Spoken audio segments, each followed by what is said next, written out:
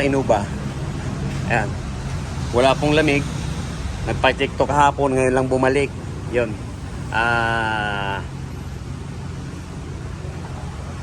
Hahanapan natin ng singaw. Ayan, bababa natin yung evaporator sa unahan at saka sa huli. Ayan, binabakbak na po. Kaya lang marami palang kulang na tornilyo. Ilan na nakita mo kulang? Siyempre kita natin pag hugot natin ganyan, yan kulang. Oh, 6 na. Oh. Tamo, 6 na pala. Ayan. Pero papalitan natin yan, boss. Pabibili na lang tayo ng ng spare para maibalik natin sa dati para walang kalampag.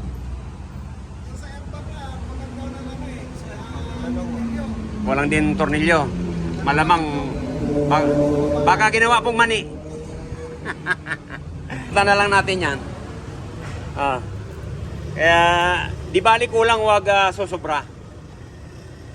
Kasi pag sumobra, yun, mga hindi natin napalitan yan. Hindi natin na tornilyo lahat.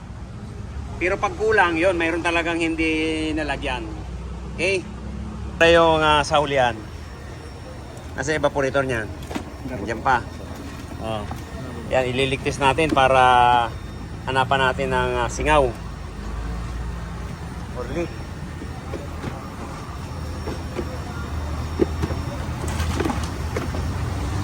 Okay, ayan. Sige, hanapan natin ng panligtis. May meron na. Ha? Sige, sige. Original pa. Ito yung pinalitan daw. Ito yung pinalitan. Wala naman dun sa uli. Ayan, ito naman po, kapapalit lang. Pero ligtis pa rin natin. Para matiyak natin kung talagang saan ang butas. Laki na singaw sa loob. Hindi nilagyan ng ano. Walang pong. Alog-alog.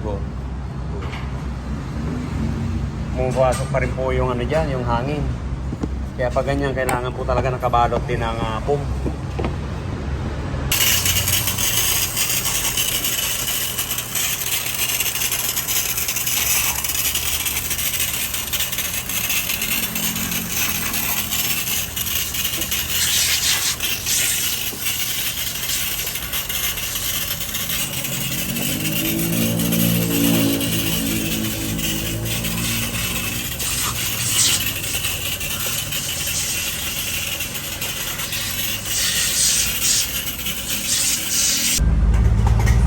Ayan, ito po yung evaporator sa likod.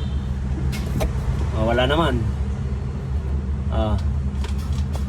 Minsan, pag halimbawa walang butas sa evaporator, yan, minsan sa o-ring.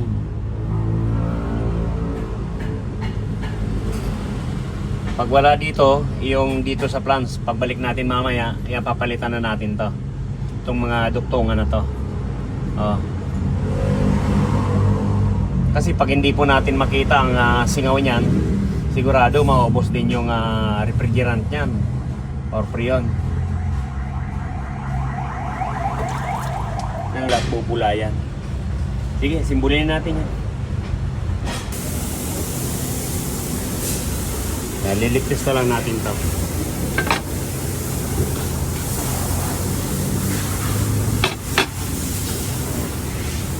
Ito yung sa unahan, yung nakababad yung taulit. Malinis ka lang sa loob ng sakyan mo. Hindi nagsisip-sip na. Ayan po yan. Ang ibig niya sabihin, hindi dumidimi yung cabin filter, Oo. malinis ka lang sa loob. Pero kung medyo tayo, hindi malinis, ibig sabihin, pag sampa mo dyan sa sakyan, hindi ka man lang nagpapagpag, ang bilis dumimi niyan. Ayan. Kaya ganun yun. Minsan, sa isang buwan, anuhin mo. Ganun lang yan. Timber pa eh.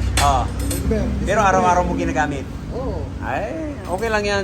Kasi may malinis ka sa loob. Pag yung ibang madudumi sa loob, pag nakita mo, grabe ang alikabok niya. Lalo, may kasama kang nagpupulbo sa loob. Yan. Yan ang sumasala. Kumbaga sa tao, yan ang pinakabaga. Ayan po, binalik na. Wala rin singaw. Kaya yung mga o-ring po yan na lang papalitan natin dyan. Tapos check din natin yung condenser nya. Ayan, binabalik na rin po dito sa likod. Matagal pong nakababa dyan, halos kalahating oras. Pero walang lumitaw. Pero yung o-ring niyan, yan papalitan na lang natin.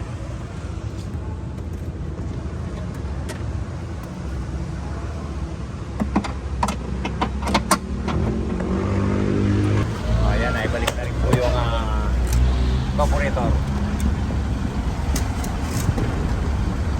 Tapos, liligtas na tayo.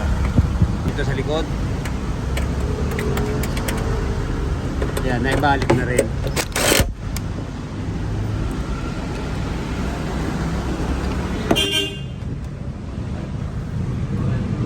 Ayan po. Nalinis na. Bali, ang pinalitan lang po natin, o-ring lang.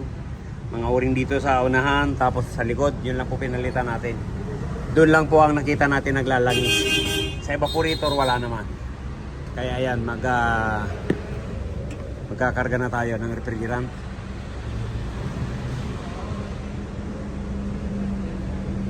Ayan po. Linis lang po ito, kaya wala tayong hindi na hanapan ng singaw. Kaya mahina ang lamig. Kaya kakarga na natin.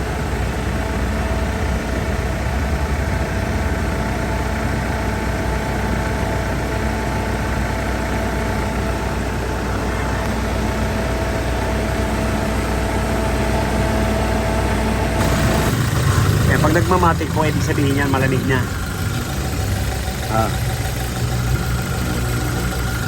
Ang ganda na ng lamig. Yan, bilis mag-automatic. Yan, taasan natin.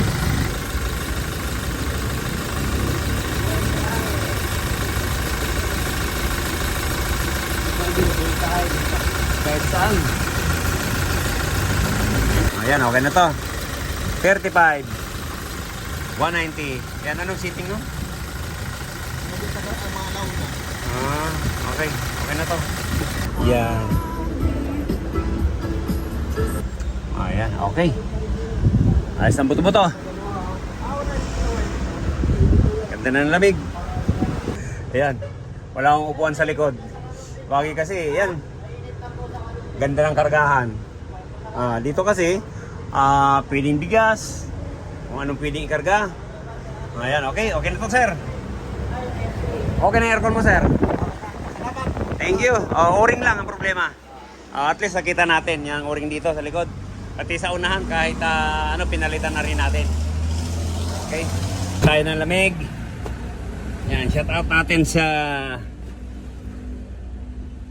si Padir Bobby. Ayan, check natin. Wow. Ayan, sinasabi ko, kadidikit lang.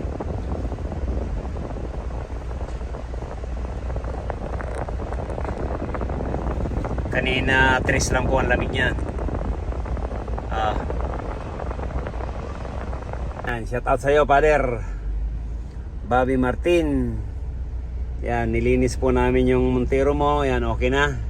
Yan, super lamig na. Wala po tayong pinalitan, kundi linis lang.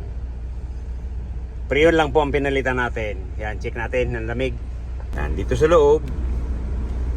Yan po ang lamig niya. Pero pag tinutok natin dito,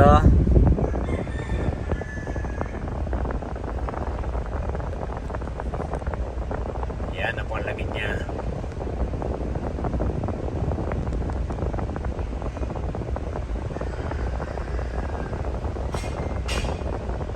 Yan, 16. Okay. Okay na yan. Kanina 3.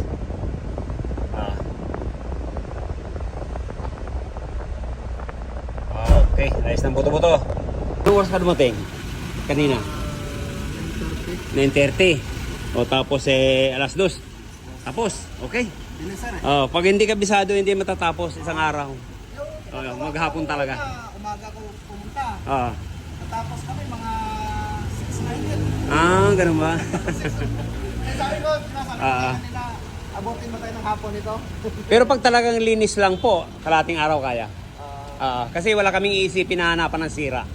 Kaya medyo natatagalan lang tayo doon.